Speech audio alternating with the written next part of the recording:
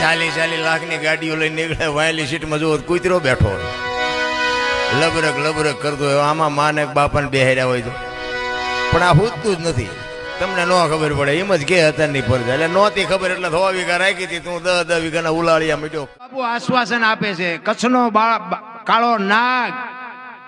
આપણે તો એનું પાંચ્યું નથી તોય ઠેકડા ભરી છે, આમ કરી નાખું તેમ કરી નાખું. બાયું ચડાવે, જ્યાં જાવ ત્યાં બધા બાયું ચડાવે, મારી નાખું થોડે. મારીને માલપાજી એમને પૂછે તો ખરો શું દશા છે એમની. તોરલ બાપુ આશ્વાસન આપે છે, કચ્છનો કાળો નાગ.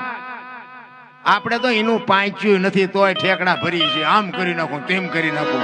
બાયું ચડાવે, જ્યાં જાવ ત્યાં બધા બાયું ચડાવે, મારી નાખું થોડે. મારીને માલપાજી એમને પૂછે તો ખરો શું દશા છે એમ. થાય કે આપણે મંદિરમાં જઈએ ને, એક મંદિરમાં મૂર્તિ હોય ને, એ પથ્થરની મૂર્તિ હોય ને, એ પથ્થરમાંથી મૂર્તિ બનાવી હોય. એક વખત મંદિરમાં જાય ને ત્યાં દુનિયા એને પગે લાગવા માંડે ને પૂજવા માંડે ને ભગવાન થઈ જાય. આ આપણે આખી જિંદગી મંદિરના પગથિયા ગયે પણ માણા નથી થતા. બોલો ભગવાન ચેદી થાય છે? આ આપણે આખી જિંદગી મંદિરના પગથિયા ગયે પણ માણા નથી થતા. બોલો ભગવાન ચેદી થાય છે?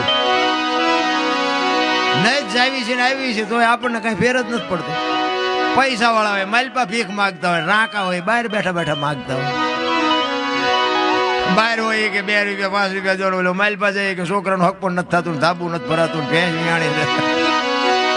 અરે બજરંગદાસ બાપા એવું કહેતા, આપણે કહીએ ને કે ભાઈ અહીંયા પાપ ને પુણ્યના ચોપડા છે, એટલે બજરંગદાસ બાપા એમ કે અહીંયા ચોપડા છે ખરા, પણ એ કે પુણ્યના પાપના નહીં, પાપ તો અહીં ભોગવીને જવાનું.